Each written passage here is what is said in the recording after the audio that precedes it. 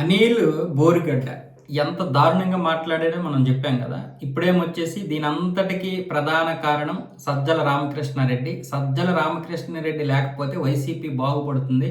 సజ్జల రామకృష్ణారెడ్డిని మీరు పదవి నుంచి లేపేయండి, నేను కూడా లేపేస్తాను అన్న విధంగా బోరుగడ్డ అనిల్ అయితే నిన్న అక్కడ తాడేపల్లిగూడెంలోని జగన్మోహన్ రెడ్డి ప్యాలెస్ దగ్గర మాట్లాడాడు. పైగా అతన్ని రానివ్వకపోయినా లోపలికి వెళ్ళి 3:30 గంటలు వెయిట్ చేస్తే బయటకు వచ్చినటువంటి సజ్జల రామకృష్ణారెడ్డి నువ్వెవరు అన్నాడు. అన్న కనీసం 3:30 గంటలు అవుతుంది, కనీసం భోజనమైనా పెట్టన్నా అని చెప్తే అసలు నువ్వెవడవరా అన్నట్లుగా సజ్జల రామకృష్ణారెడ్డి అన్నాడంట.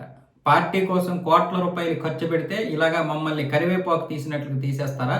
ఈ సజ్జల రామకృష్ణారెడ్డి అలాగే మరికొంతమంది వైసీపీకి దాపురించారు చండాలంగా. వీళ్ళని గనక తీసేస్తే పార్టీ సగానికి సగం బాగుపడుతుంది, మాలాంటి వాళ్ళ పరిస్థితి ఇది అని చెప్పి ఇప్పుడు బోరుగడ్డ అనిల్ ఏమొచ్చేసి తీవ్రంగా ఆవేదన చెందుతున్నాడు. ఇంకేముంది, వైసీపీ చేతులు ఎత్తేసింది. బోరుగడ్డ అనిల్ కుమార్ విషయంలో పూర్తిగా చేతులు ఎత్తేసింది. మాకు అనిల్కి సంబంధం లేదని చెప్పేసింది.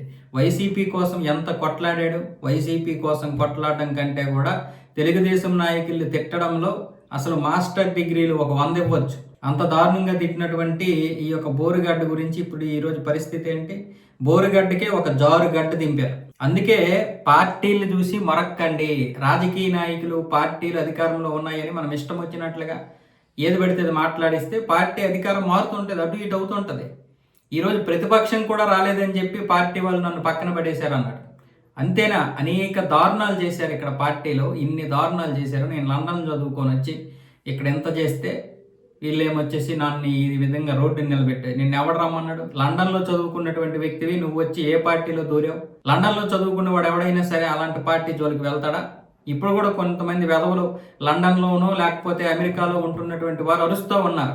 నేను అనేది ఏంటంటే ఏ పార్టీ అండ చూసుకొని అరవకండి. నిజంగా విమర్శించాలనుకుంటే అధికార పార్టీనైనా విమర్శించవచ్చు, ప్రతిపక్షాన్నైనా విమర్శించవచ్చు. ఎంత సిగ్గు లేకపోతే మన పార్టీలు క్రెడిట్ కోసం కొట్టుకుంటున్నాయి వైసీపీ, తెలుగుదేశంకి క్రెడిట్ గురించి ఎందుకు మాట్లాడాలి? అసలు కట్టింది ఎవరో జనాలకు తెలిసినప్పుడు ఇంకా వాళ్ళతో పాటు తెలుగుదేశం వాళ్ళు కూడా అరుస్తున్నారు, ఎగురుతున్నారు. అవసరమా?